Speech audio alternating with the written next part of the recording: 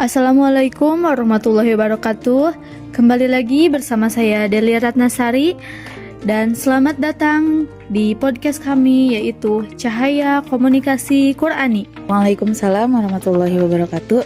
Halo sahabat semua, semoga dalam keadaan sehat dan diberkahi. Hari ini kita akan bahas topik yang dekat banget sama kehidupan kita sehari-hari ya Del. Betul, kita akan bahas soal komunikasi berbasis etika, tentu berdasarkan nilai-nilai dalam Al-Quran. Nggak cuma untuk teori, tapi juga sangat relevan buat kita yang hidup di zaman digital ini. Del, kamu ngerasa nggak sih di era yang sekarang ini, terutama di era media sosial, komentar negatif atau debat panjang yang sering banget terjadi? Banget, Sar. Banyak orang merasa bebas bicara, tapi mereka lupa bahwa kebebasan itu ada tanggung jawabnya. Nah, disinilah Islam hadir memberi pedoman. Salah satunya lewat Quran surat Al-Baqarah ayat 83 yang berbunyi A'udzubillahi minasyaitonirrajim Bismillahirrahmanirrahim. Wa id akhadna mitsaqa bani Israila la ta'buduna illallaha wa bil walidaini ihsana wa dil qurba wal yatama wal masakini wa qulu lin-nasi husna wa aqimus salata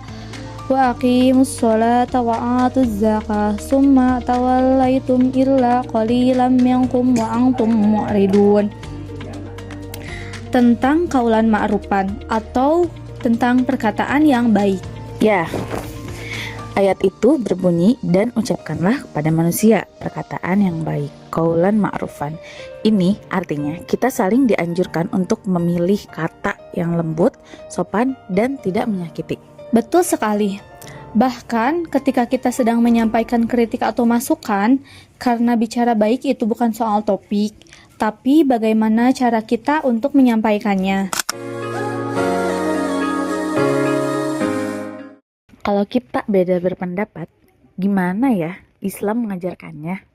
Soalnya debat itu kadang bikin hubungan itu menjadi renggang. Tepat banget, Sar. Islam enggak melarang debat, tapi Al-Quran memberikan batas dan etika. Dalam Quran surat Al-Ankabut ayat 46, Allah berfirman, A'udzubillahi minasyaitonirrajim, Bismillahirrahmanirrahim. Wala tuzadilu ahlal kitabi illa billati hiya ahsan illal ladzina zalamu minhum wa qulu amanna billazi unzila ilaina wa unzila ilaikum wa ilahuna wal ilahukum wahidu wa nahnu lahu muslimun. Yang artinya, dan janganlah kamu berdebat dengan ahli kitab melainkan dengan cara yang paling baik, billati hiya ahsan. Berarti artinya kalaupun harus berdialog, kita harus melakukannya dengan hikmah, kelembutan, dan tanpa merendahkan lawan bicara. Jadi Sar, bukan soal siapa yang menang, tapi bagaimana kebenaran itu bisa disampaikan tanpa menyakiti hati siapapun. Menurut kamu, gimana penerapan dua prinsip tadi, qaulan ma'rufan dan billati hiya ahsan, di media sosial sekarang? Banyak banget manfaatnya. Misalnya, saat kita beda pendapat di kolom komentar, jangan langsung baper atau menyerang. Pakai bahasa yang santun, beri ruang dan diskusi yang sehat tanpa memojokkan siapapun. Kalau kita posting konten, pikirkan dulu dampaknya, jangan asal sebar hoax atau menyindir orang. Itu bagian dari komunikasi etis juga ya? Iya, betul banget Sar. Intinya setiap kata baik, lisan maupun tulisan akan dipertanggungjawabkan, bahkan di hadapan Allah Subhanahu wa Ta'ala.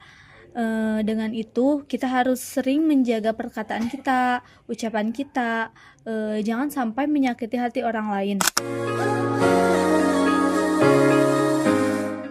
Jadi untuk refleksi dalam podcast ini, komunikasi itu bukan hanya menyampaikan isi pikiran, tapi juga mencerminkan hati dan iman kita. Benar sekali. Dan Al-Quran sudah memberi kita panduan yang jelas, ucapan yang baik, hindari debat berlebihan, dan bangun komunikasi dengan adab yang baik sesama umat manusia. Semoga kita semua bisa menjadi pribadi yang bijak dalam berbicara dewasa dan dalam berdiskusi dan dalam santun menyampaikan sebuah pendapat. Amin, amin, amin, amin, Allahumma amin. Untuk semuanya, terima kasih sudah menyimak podcast hari ini. Teman-teman, jangan lupa kita semua bisa jadi agen dakwah lewat kata yang baik dan penuh hikmah. Semoga kita senantiasa berada dalam lindungan Allah Subhanahu wa taala. Assalamualaikum warahmatullahi wabarakatuh.